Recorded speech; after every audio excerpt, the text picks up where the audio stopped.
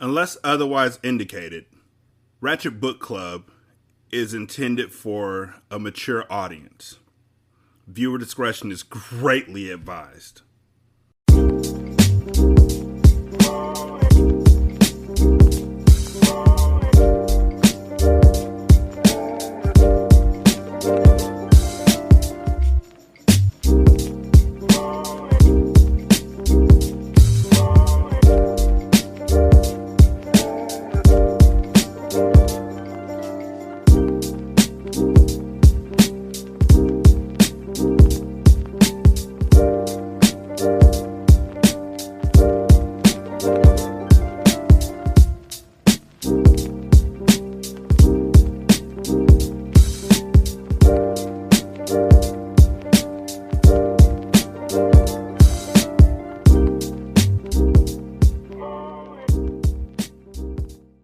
Welcome to Ratchet Book Club, where we read hood classics and good classics. I'm Derek.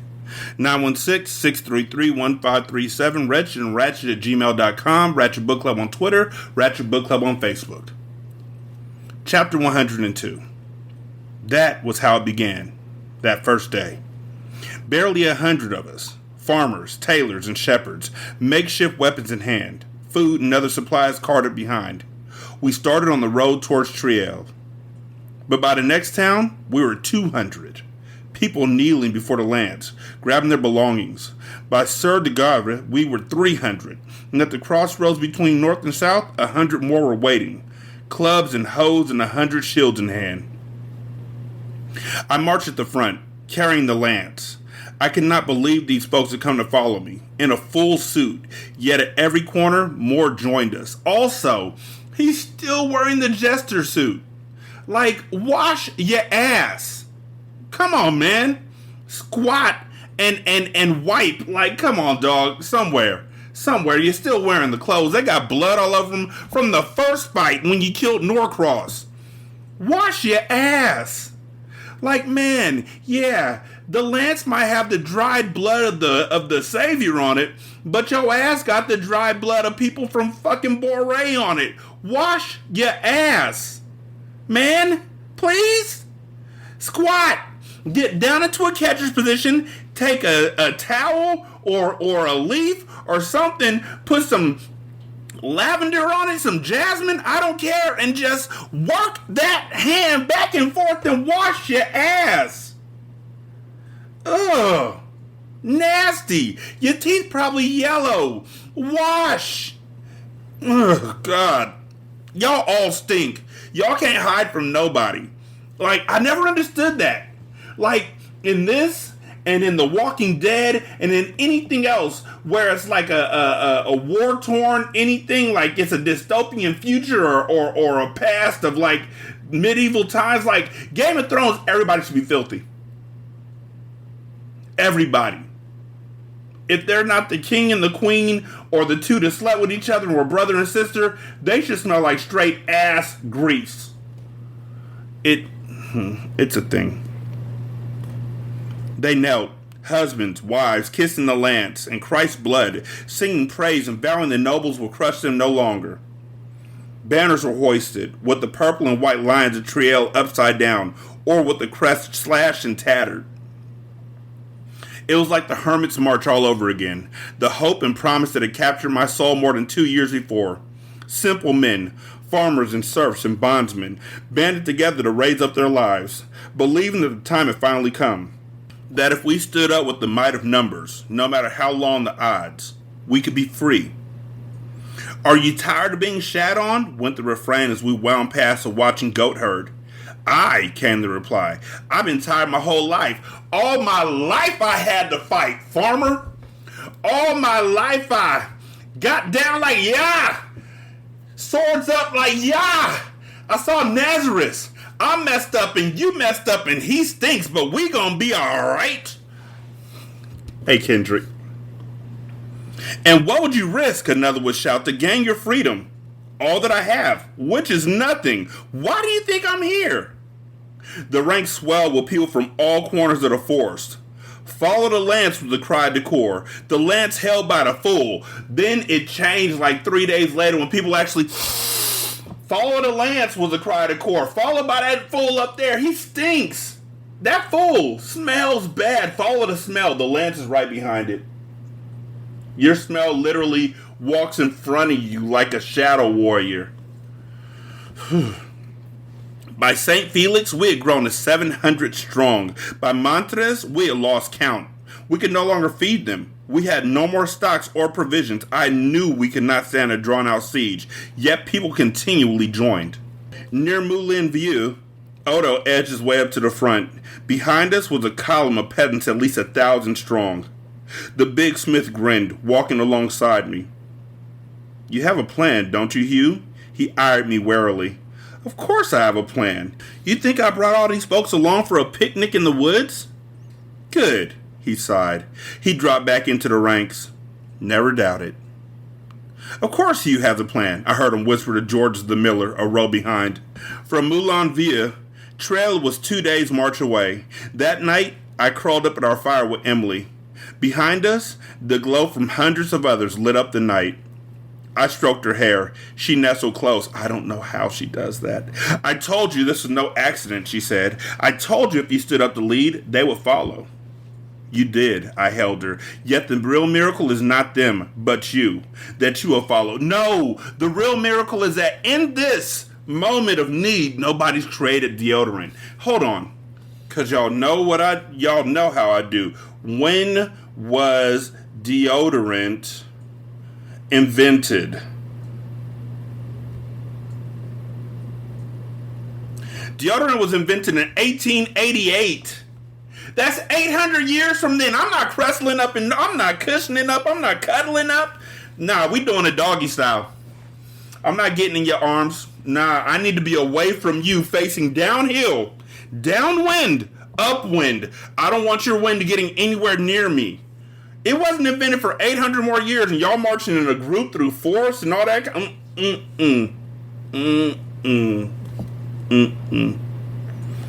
Nope. Nope. Nope. For me, there was no choice. She rolled her tongue and toyed with my Jester's tassel.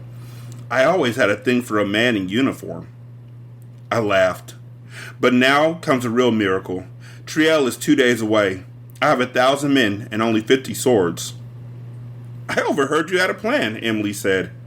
The outline of one, I admitted. Father Leo says we should drop our demands, that taxes must be reduced immediately, that all fights should apply towards purchase of a parcel of land, that any nobles that take part in raids must be brought before the courts. Look at the numbers. Emily nodded optimistically. Baldwin will have to sue for peace. He cannot fight us all. He won't fight us. I shook my head, at least not right away. He knows we cannot provision such an army for a long siege. He'll wait us out. He'll stall and let the song subside until the food runs out and people lose patience and start to go home. Then he will open the gates and send out his dogs to slaughter us. He'll chase us down and burn our town so thoroughly, even the scavengers will not think anything was once alive there. I've seen Baldwin's diplomacy. He will never submit. He's too legit to submit. You have known this from the start, haven't you? That the Duke would never comply. It was what was troubling you back in Val d'Epere. I nodded. So if you know this, Hugh, what then? All these people, they've given you their hope, their very lives. What it means, I tucked my head into her lap, begging to drift off to sleep, is that we must take him. I'm not putting my head in her lap either. I mean, probably much cleaner than his lap. Like, we don't have self-cleaning inside of us that takes care of smegma and ball sweat. But still. Oh, let's just lay side by side. You know what? You lay with your back up against me, Forrest, and I'm going to lay with my back up against you. And that way, neither one of us have to sleep with our head in the mud. Emily raised herself up. Take him? In order to take Baldwin, you must seize the castle, too. Yes, I yawned. That's usually the case. Emily shook me. Do not jest with me, Hugh. This requires weapons and provisions for this. You have a plan. The outline of one, I told you. It lacks but one thing. I curled myself into her warmth. Fortunately, it is the thing you're best at. And what is that, Hugh? She pounded my shoulder. A pretext, my lady. I glanced up and winked. Chapter 103. Daniel Gee's sword clattered as he rushed into the Duke's sitting room. He was bald in his new chatelaine, having taken over for Norcross. You can't go in there, said a page, flashing a cynical wink. The Duke's in council. The Duke will find this news more urgent than any meeting, Daniel said, and pushed by the page. His lord was upright against the wall, his leggings down, fucking a young chambermaid. Daniel cleared his throat. Liege. The maid gasped and fixed her skirt, running out through another door. I'm sorry to interrupt, the chatelaine said, but I have news you must hear. Baldwin pulled up his leggings as if it was the most natural thing in the world and tied his tunic. I hope this news is crucial, chatelaine, for it has taken me months to back that little sow up against the wall. He wiped his hand across his mouth. Baldwin disgusted the young chatelaine. Daniel looked at his position as a chance to serve his native town, not plunder and slaughter defenseless subjects. He told himself being in the Duke's pen was not tantamount to being a pig. It is news of the redhead you seek, the Jester who escaped after killing Norcross. Hugh? That little canker. Baldwin sprang alive. What of him? Speak.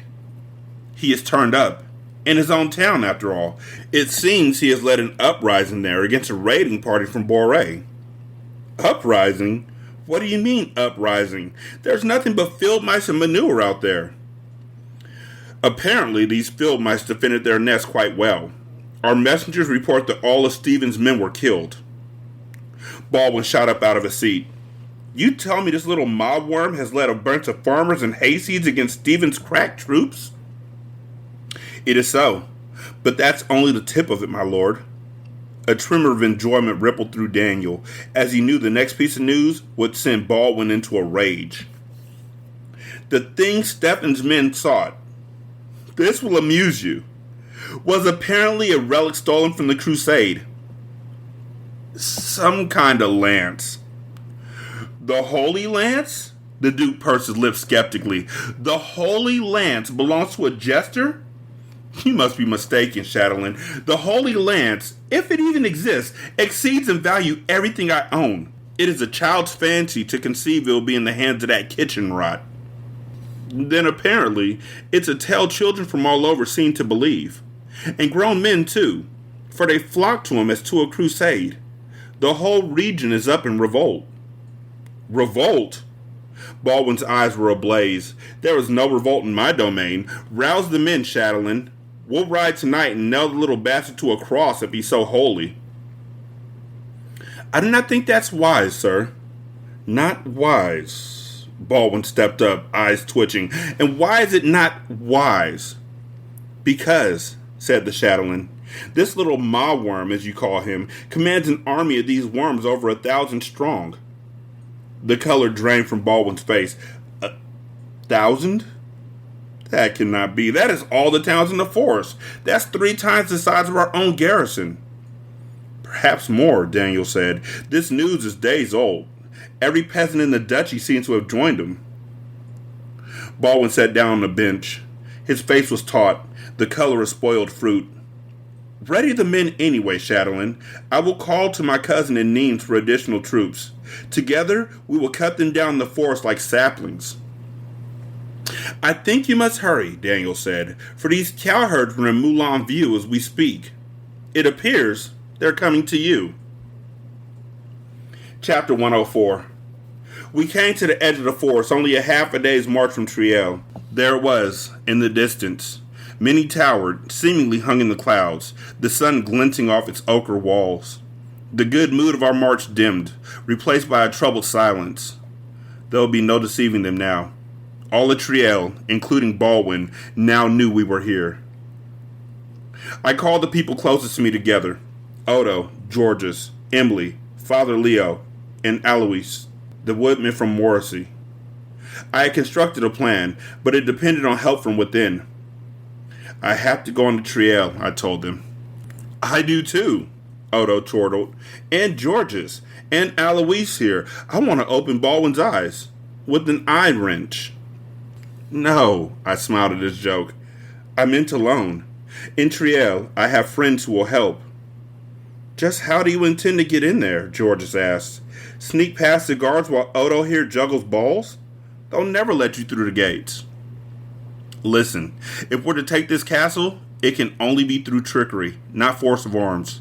Baldwin has few friends, even within his own walls. I have to gauge the mood inside. All right, but it's a huge risk, Alois agreed. So, what's your big plan? I pointed towards the town. Father, your eyes are best. Are those riders coming from there now? Everyone spun their heads to see. Where? Father Leo said. I don't see anyone. When the priest turned back, I handed him his prayer beads, which I lifted out of his robe. His eyes widened with surprise. Emily smiled. Everyone started to laugh. I'm a jester. You don't think I would go in there without a trick or two? Odo grunted skeptically. Your tricks may be artful enough here, but if you drop the ball in there, the rest of us are left plowing the north field with our God-given hoe, if you catch my drift. Send someone else. Their God-given hoe is their dick. They're going to be left with their dicks in the dust. That's what he's saying. He's not saying he's a pimp.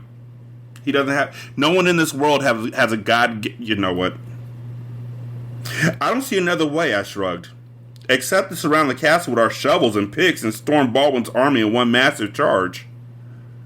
Odo and Georges swallowed uneasily at each other, considering that unseemly prospect. The smith glanced around, weighing my suggestion, then slapped me on the back. So, Hugh, when do you go? Chapter 105. That night, I lay with Emily by a fire. Ugh, being that close to a fire probably just makes the stink burn. Oh, I'm sorry. I felt her nervousness as I wrapped my arm tightly around her. Don't be worried for me, I said. How can I not? You're walking into a lion's den, and there's other things on my mind. What things? The stars are out. We are here. I can feel the beating of your heart. Please, do not mock me, Hugh. Emily turned to my arms. I cannot help myself. My mind has been returning to Boré. Boré? Anne. Emily rose up on an elbow. Stephen's wrath will be great now that his men have failed. He'll want this lance more than ever. I'm worried for her. I don't share your concern. This dude must be a Capricorn. Because that's how I would have responded to. Just a blank look like... Okay. I told somebody that if we were the only two people left on the planet and they were choking on something and I was right there, I would tie my shoe. Yeah. So, I know you have no love for her. She stroked my face. But Anne is a prisoner too. Just as surely as if she were behind bars. You must understand that. I'm pledged to her, Hugh. It's a bond I simply cannot run away from and break. You're pledged to me now. I tickled Emily's ribs. Can you break that one? No. She sighed and kissed me on the forehead. That I will never break. I leaned down to her and kissed her. Oh, she opened her mouth to me. Oh, but showed a little hesitation. 1,000 other people were about. Her breast came to life in my touch, hard and wooling through her robe. I felt my cock spring alive too. Come with me, I said. Come where? We're in the forest. A country boy knows. I winked a little mischievously. I have a spot, just for us. I pulled her up, and in the dark of night, with the glimmer of campfires and the form of sleeping men all around, we snuck off. How can you be so impressively aroused, Emily asked, pretending to pull away from me, with what lies before you in the morning? In a small clearing, we threw ourselves into each other's arms, cushioned by a small bed of leaves. You know what I'm not going to do? Since this is obviously an explicit episode, like I think all the episodes are explicit and I was just fucking fooling myself. But what I'm not going to do is lay my beloved wife down on a bed of fucking leaves. Don't these people get itchy by grass? Do y'all not? Like, when I was a kid, when I was a now, if I laid down in the grass and then I got up, like, I would itch. And then when I got in the shower, the itch would itch even more. And then it would wash away. It was weird. Nobody else? Just me? All right, fine. I don't give a fuck. Without speaking, we lifted our clothing and felt our bodies warm to the touch of each other. Still new. A gift I could not believe was mine. There was a deeper, knowing look in Emily's eyes. She put my hand on her breast and took a breath. I felt her heart beating like a doe's. Her nipple grew tight and firm at my touch.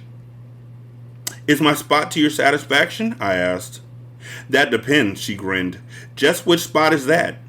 She kissed me, her tongue searching mine with an ardor I had not felt from her before. You know that they're using those hazel twigs to clean their in between their teeth, right? Like a toothpick. They're not using it to brush their teeth. You know what? I gotta look that up now. This is totally uncalled for, but yet at the same time, I feel like we deserve to know, when were toothbrushes invented?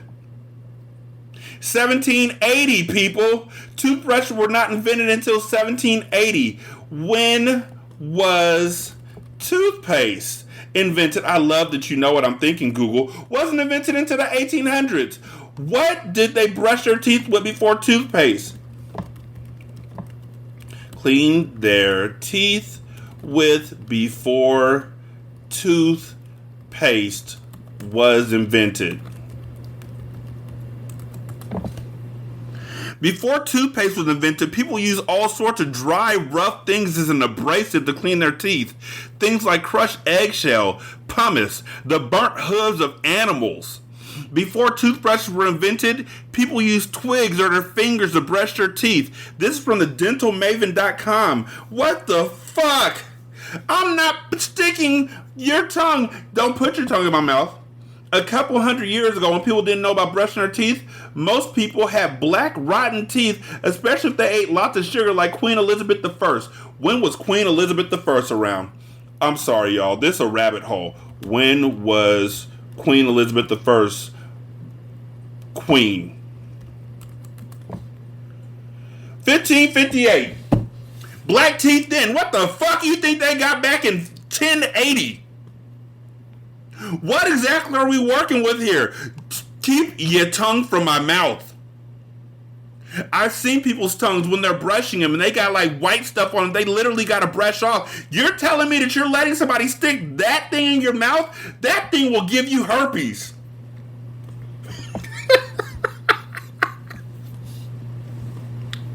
Keep your tongue out my mouth and just stick it in my ass.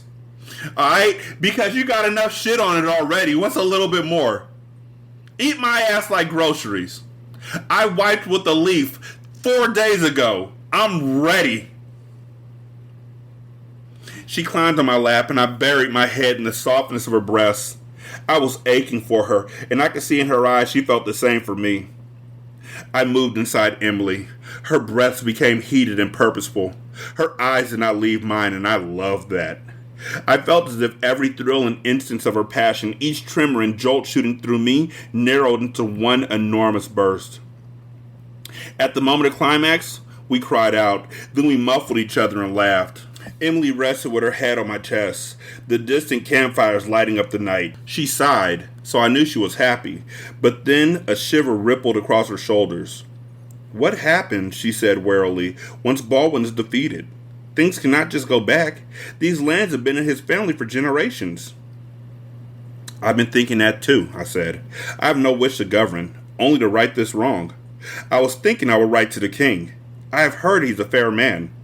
I have heard he is fair, Emily took a breath. But he is also noble. I turned her face to me.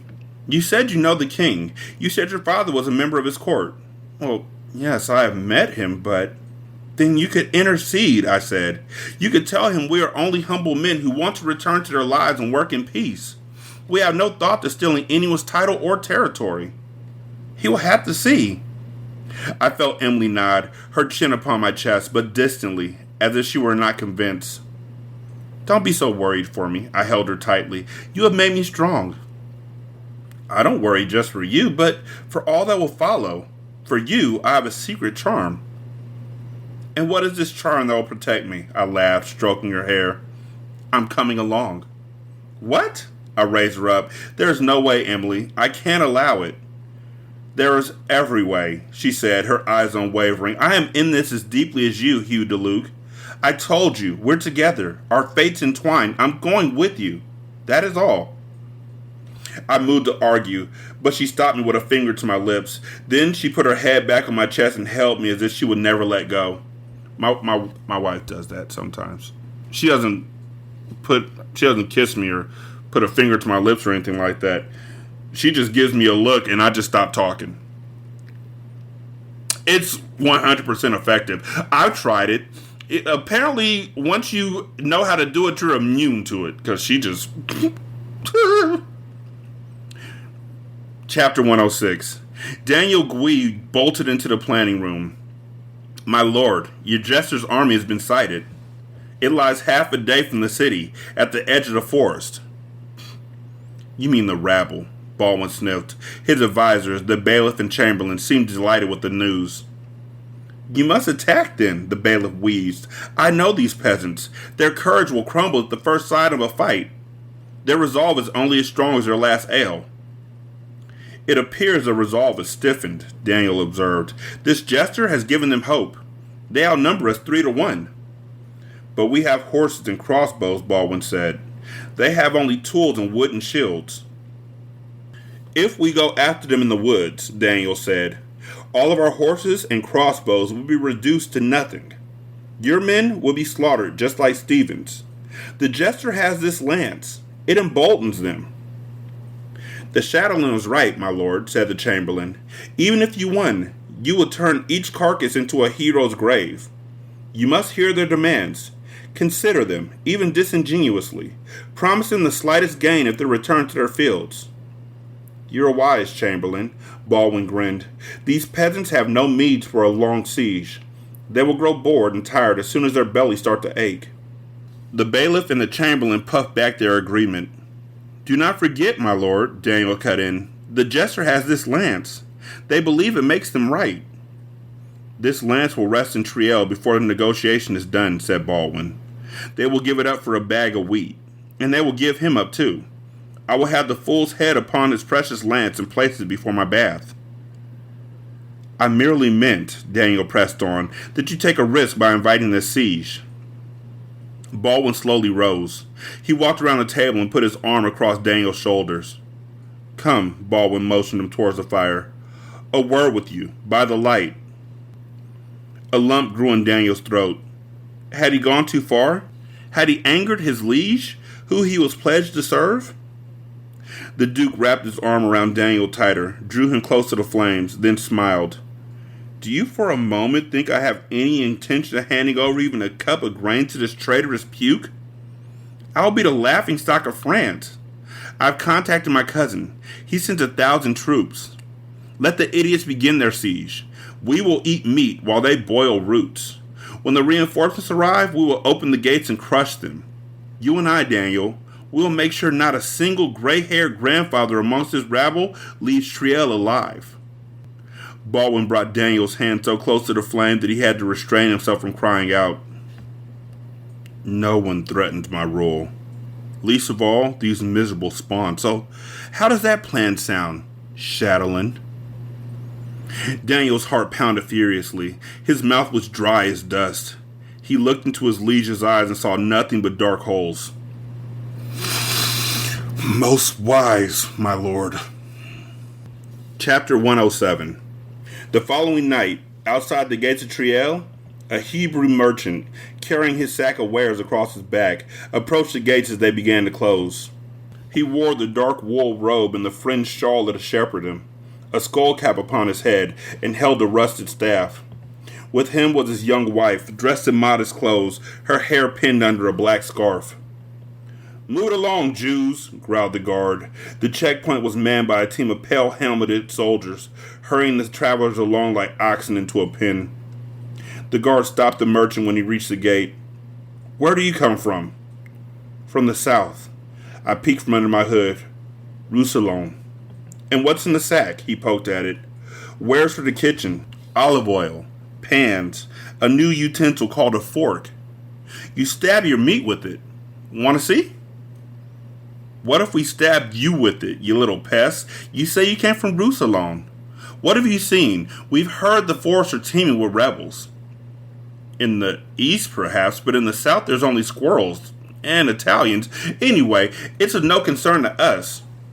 No, nothing's a concern to your lot, except a fee. That's racist. Come on. He pushed us roughly. Get your tick-bitten asses in. I mean, I understand that they're writing the ire about Jewish people because they believe the Jewish people killed Jesus Christ, but dude, like, that's bad. Emily and I hurried through the gates. Inside the thick limestone walls, heavy beams were braced against the ground to bolster the gates against assault. I glanced around. The towers and ramparts were manned by dozens of troops. They were heavily armed with crossbows and lances, gazing eastward. From under my hood, I flashed Emily a wink. Come. We climbed the hill leading to the center of town in Baldwin's castle. Soldiers on horseback shot about, clattering over the rough stone. Carts dragged rocks and shields down to the outer walls. The defenses were being readied. The air was sharp with the sulfurous smell from vats of burning pitch. And from y'all! Sulfurous smell of you! And your teeth! And your life! I mean, I realize there's some people out there whose houses stink, and they don't understand that their house stinks because they've lived there so long, they're used to the smell. You know what I'm talking about, right? Like, they have that odor, but it's their family odor, and it's been there for so long that you don't even think twice about it. It's just, they lived in it so long, they're just used to it, and I guess these people are just used to the funk. They got the funk. They brought it on. They wanted it all. But, dude, like, ugh. Every town would be a different smell. It just, oh my God. I can understand how the Black Plague ran through there like that. It didn't have far to go. It was probably on their teeth. Here, this way, I said. It was the market street. Stalls of bakers and butchers were still open for business. And swarming with flies. Ew!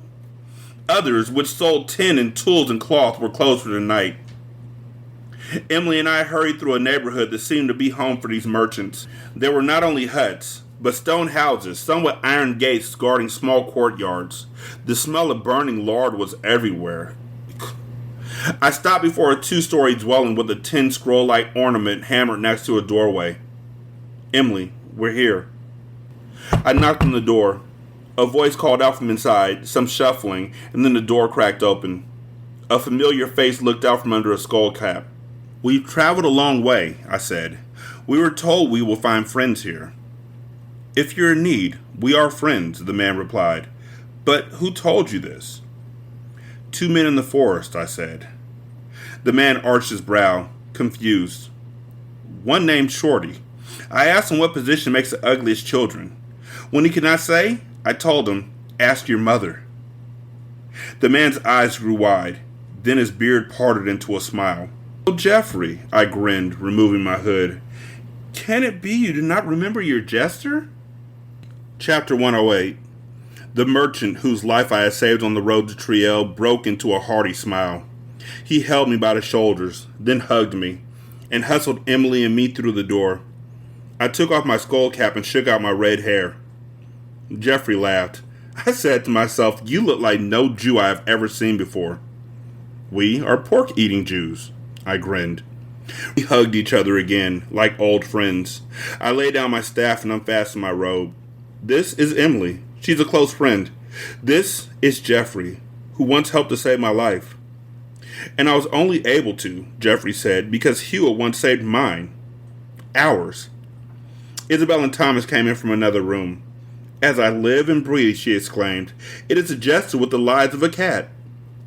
We were led to a sitting room lined with weavings and old scrolls and tracts. Jeffrey offered us his bench. What is the mood of the city? I asked. He frowned. Foul. What used to be a thriving city is now just a pig pen that feeds the Duke, and it will only get worse. There's talk of an uprising somewhere, an army of peasants in the forest who took up arms, headed here. Farmers, shepherds, woodsmen, led by a fool with some sort of relic gotten from the crusade. A lance with their savior's blood on it. You mean this? I took out my staff and let his eyes travel over it. I smiled. I have heard of such an uprising.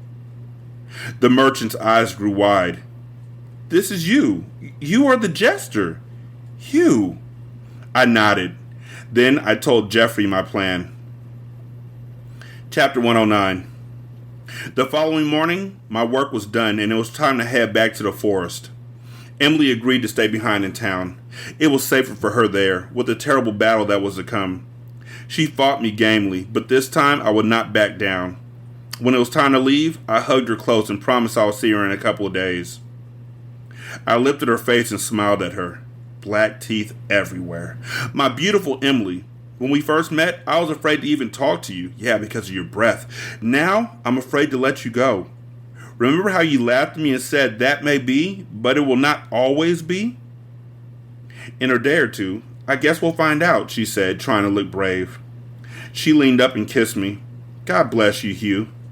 Tears welled in her eyes. In all the world, I hope to see you again. I hoisted my sack and headed down the lane, leaving a final farewell at the end of the street.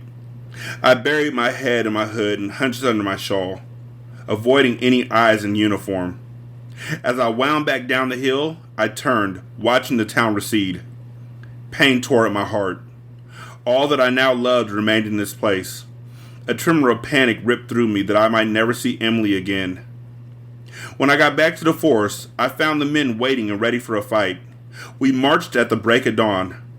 Farmers, woodmen, tanners, and smiths, in every form of clothing imaginable, carrying homemade bows and wooden shields stretched out as far as I could see. At the head of the procession, I felt my blood surge with pride. Whatever the outcome, these men had stood tall. They were people of courage and character. To me, they were all high-born. Every settlement we came to, a crowd formed, cheering us on. Look, it's the Jester, they would exclaim. They would bring their children, too. See, child, you will always say you saw the lance. Word spread like a brush fire. More joined us all the time. All the while, Triel grew closer, the color of an amber sunset. Its formidable towers reached high into the sky.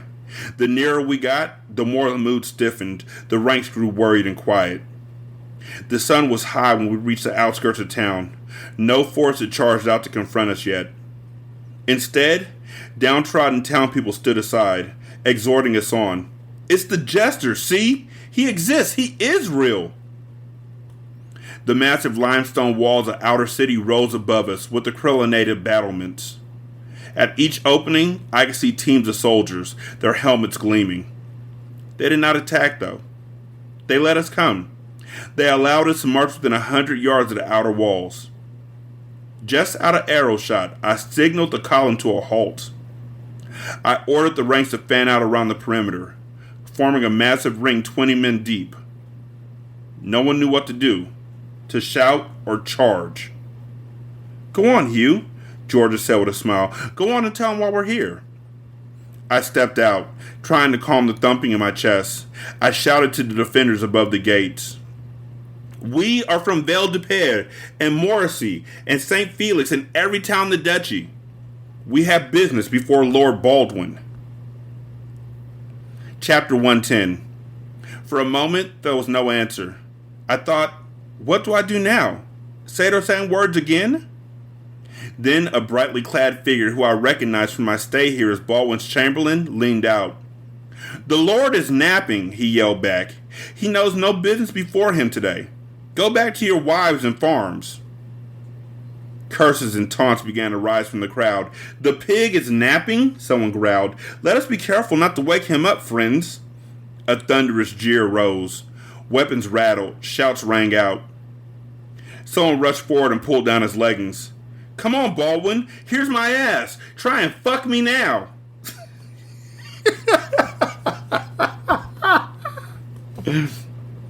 A few rash ones charged up to the walls, spitting curses and insults. Stay back, I yelled, but it was too late.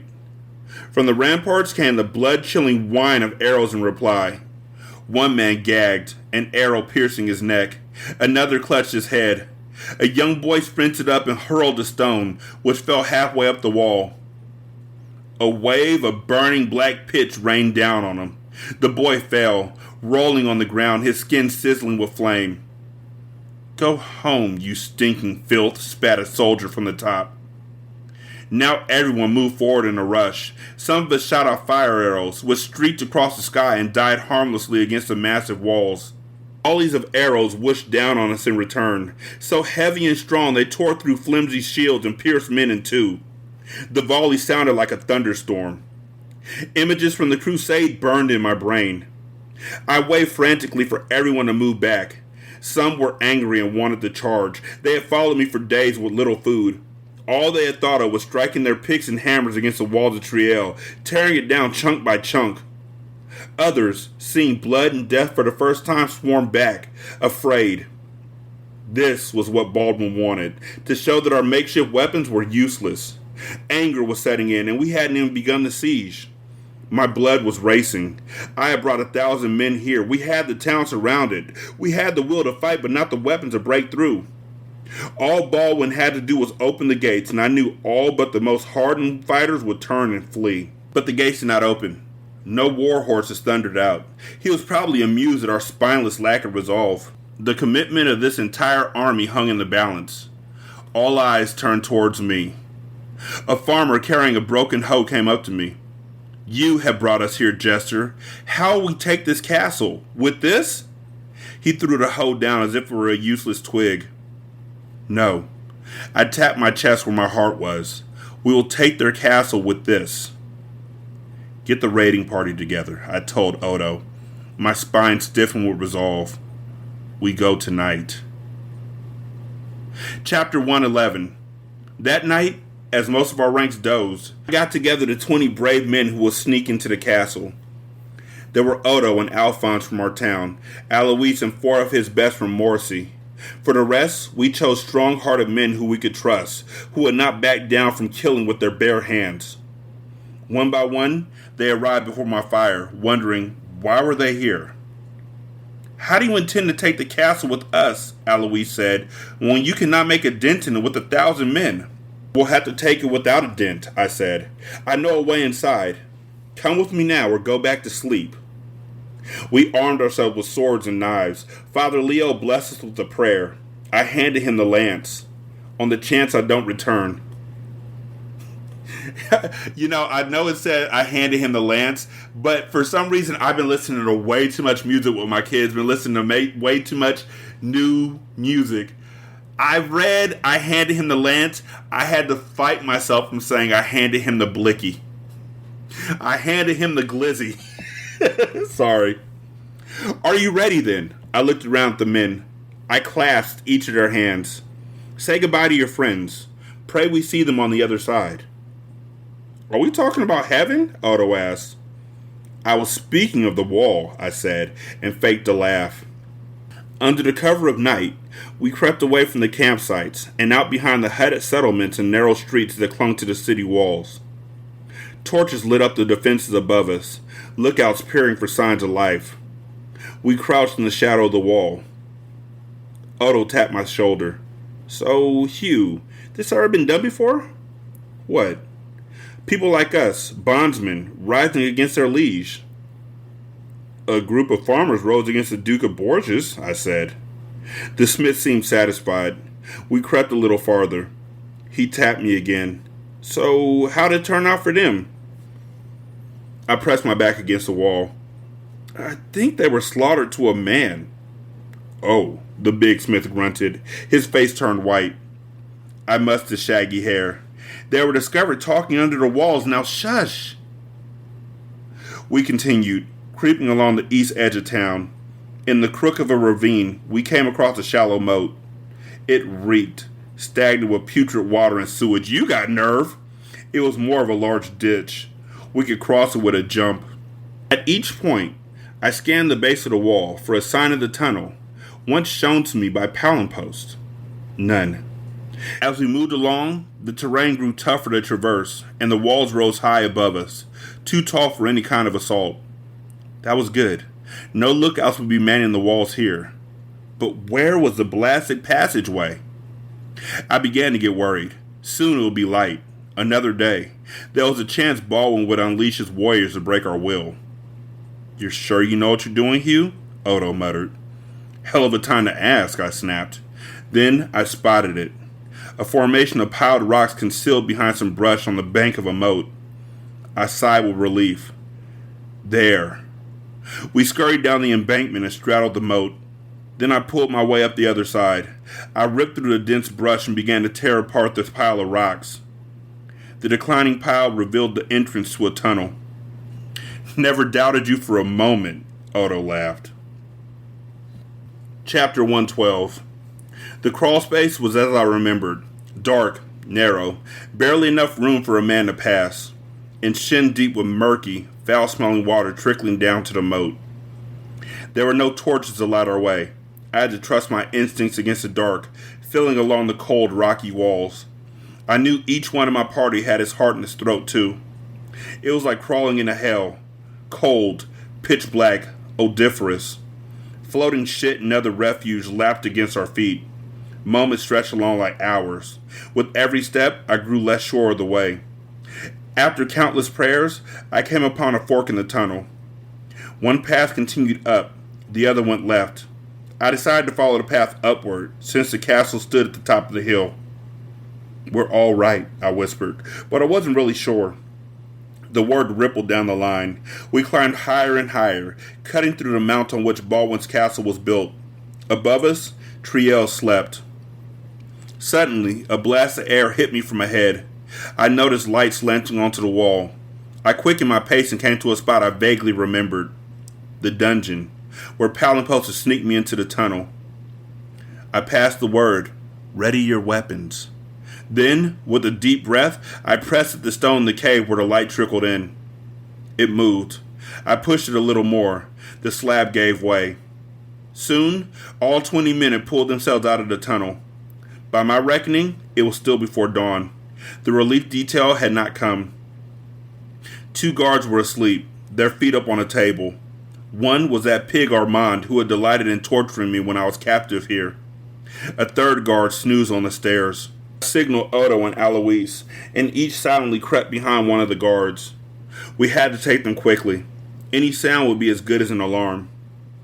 At my nod, we were on them. Odo took the one on the stairs, and as he gagged on a loud snore, wrapped his thick, muscular arms around the man's throat. Alois cupped his hand over the mouth of the one sleeping at the table. His eyes flew open.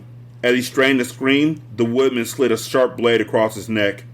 The guard's legs stiffened and shook, more of a spasm than a fight. Armand was mine.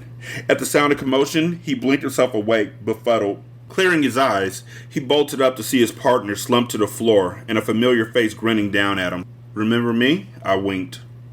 Then I bashed him in the face with the hilt of my sword. He toppled backwards, kicking the table aside, and landed, mouth bloody, on his back. He reached behind him for an iron stake leaning on the wall. Francois, one of the Morsi woodsmen, stepped up. "No need to be so civilized." The woodsman shrugged and hammered Armand to the floor with his club, stepping on his throat and pinning the struggling jailer's airway with his huge foot. Armand gagged and choked, flailing his arms from side to side, but the woodsman's step was like a vice. In a minute, Armand's arms relaxed. "Quick," I said to Odo and Alois, "into their uniforms." We stripped the guards and donned their purple and white tunics, his first new clothes in Then we put on their helmets and armed ourselves with their swords. We dragged the bodies back down the corridor. Suddenly, there was a creaking of a door opening above. Voices were coming down the stairs. "Time to wake up, sleepyheads," someone called. "It's almost light." "Hey, what's going on?" 916-633-1537, Wretched and Ratchet at gmail.com, Ratchet Book Club on Twitter, Ratchet Book Club on Facebook. You can leave a review on Spotify. It takes like 13 seconds. You can leave a review on Apple Podcasts. You can leave a review on Podchaser. You can leave a review on the Good Pods app. You can also now check us out on Amazon Music, which is kind of dope. You can donate to the show at patreon.com/single simulcast. $1 will get you like 129 different items of content, like bonus content and writings, and it's dope. You can also donate at buymeacoffee.com/sscast, or on the Good Pods app. You can leave a tip in the tip jar. Thank you so much for listening. I greatly appreciate it. This episode really makes me want to go brush my teeth. And gargle. Anything to fill that mintiness in my mouth. And I just brushed my teeth before I started this episode. Like, it doesn't matter. It doesn't even. I feel like putting on more deodorant. Like, it doesn't matter. Oof. Thank y'all so much for listening. I greatly appreciate it. Y'all be good. I'm gonna holler at you later. Peace.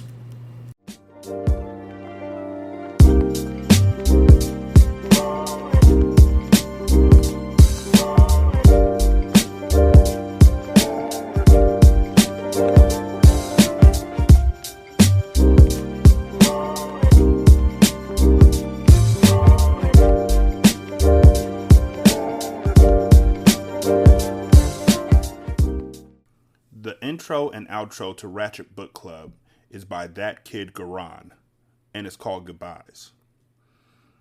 You can email him at tkgbeats94@gmail.com for more information on how to lease this beat. This is Single Simulcast.